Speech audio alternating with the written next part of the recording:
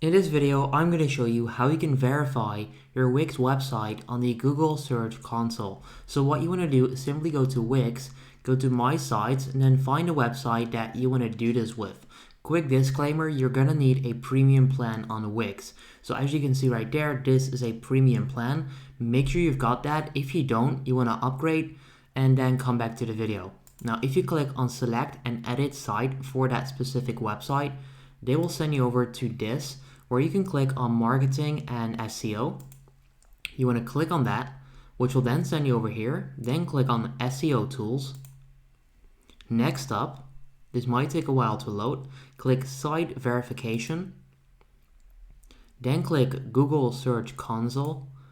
Then click on that blue link right there, which will send you over to the Google Search Console. You want to grab your domain name, paste it in there in the URL prefix. There you go. Click continue. It's going to check the verification. And there we go. Click HTML tag, scroll down, click copy, go back to Wix, and then paste that specific HTML tag in there. And there we go. You added a verification meta tag to your site. Go back to Google Search Console, click verify. It's then going to verify, and because you just did that, you should be fine. And there we go. Done, and that's it.